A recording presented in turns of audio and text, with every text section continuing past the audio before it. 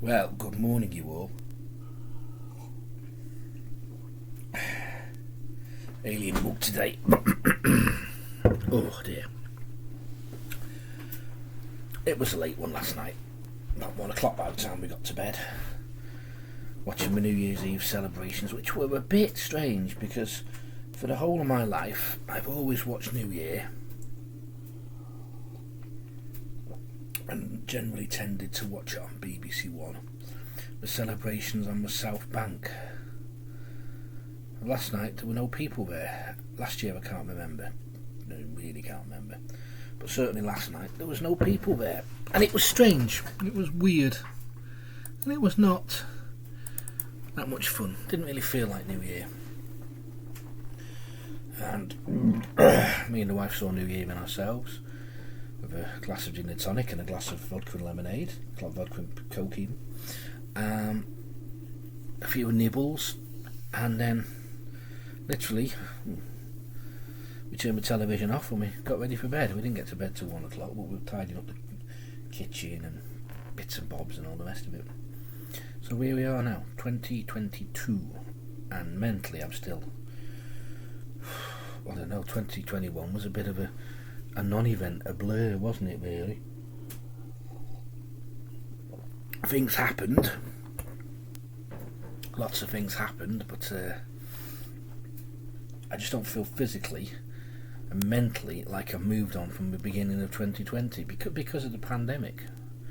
And we're not calling it a pandemic anymore, and I know things change and the scientists change and we have more different views on things as we learn more about them.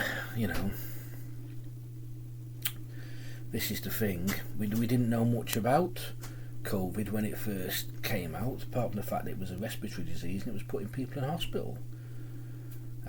We know a lot more about it now.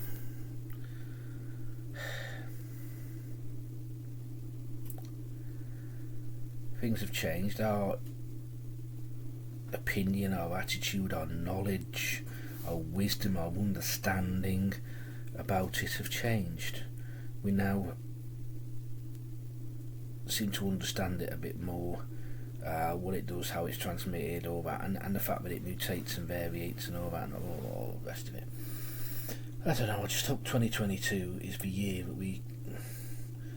It's not the question of I don't want to stop wearing masks, it's the question of we get back to how things were.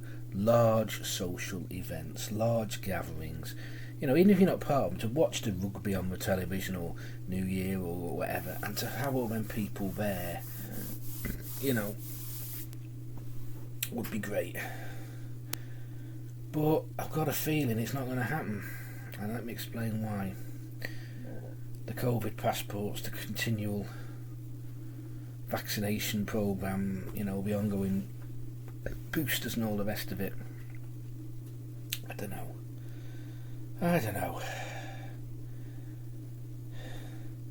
The hopeful part of me thinks this is the year it's over, and the cynical part of me thinks it's here to stay and the safety measures are going to get worse. And I don't want to get used to it, and I don't want it to become the new normal, and I don't want my kids and grandkids growing up in a world... Yeah, I want them growing up in a world where, if you feel a bit unsafe, or you feel a bit sniffly, or you don't feel great, wear a mask. That is not something I have a problem with.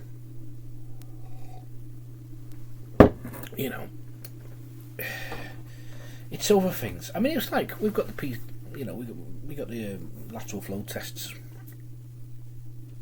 You look at the box, you get 6 or 7 in a box, and on the box it says made in China. So they're making money off it because they're making these boxes, and this box is full of landfill. It's absolutely full of what you can only call landfill. It's a glossy plastic box, a glossy cardboard box. It's got one piece of plastic about that big in it. It's got the nose swab, it's got the little saline solution, it's got the plastic thing. It's all plastic, it all goes into landfill. Is that deliberate?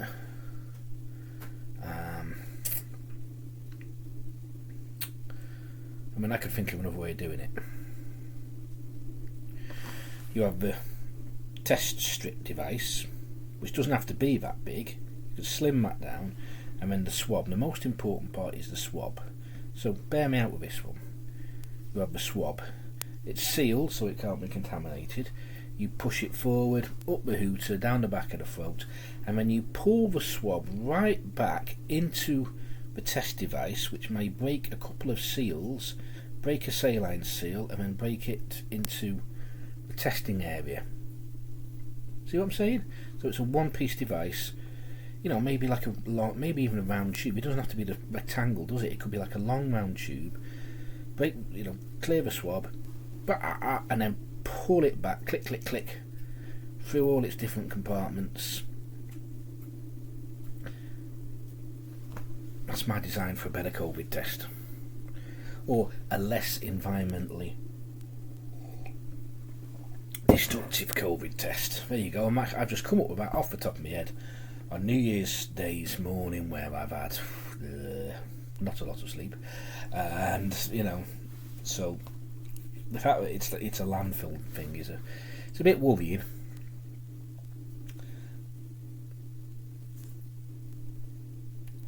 But I think this is the year it's in and it's going to stay, and I don't know. I really do not know what we can. Anyhow, I'm just some bloke, and I'm not a career politician who wants to line the pockets of his mates' just freshly created PPE company and his mates whatever, and disappear off on holiday for 10 days, nobody sees me and all the rest of it. And don't get me wrong, it's not, they are all as bad as each other. They are all as bad as each other. I've said on this before, I'm a centrist, left and the right, but I'm more to the centre, like most people's views are, because the only ones getting any airtime, any media coverage, any sort of voice out there are the extreme ends of the spectrum. Both extreme ends, extreme left and extreme right, are the only ones getting any voice out there, and you feel that you have to ally with them to agree with them, and you don't. You can turn around and say, well, I disagree with the extreme right because of their immigration policies, etc. I also disagree with the extreme left because of their immigration policies, etc. It's the same thing, whatever. It doesn't, immigration policies was just something I picked out of the air. Excuse me. It's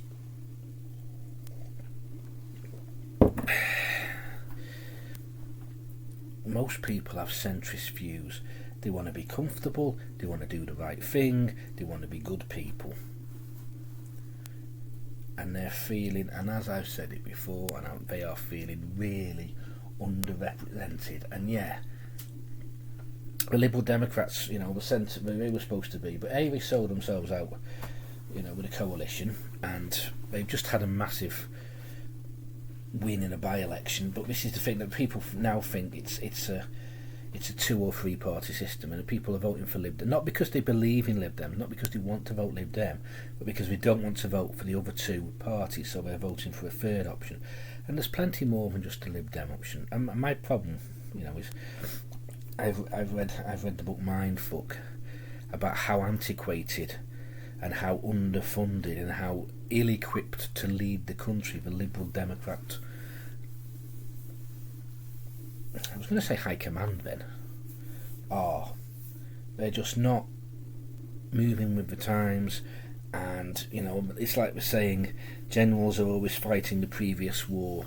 They need young people in, they need new blood, new ideas and new ways of doing things, and they don't have that. It's not all done on social media. It's not all politics isn't run on social media. It's not all done because social media, it doesn't, look at all the outcry on Twitter, nothing ever changes. It changes, if you have a Twitter storm about a Star Wars actress or something like that, then it changes. But if you have a Twitter storm about, an inept politician or whatever, it doesn't change.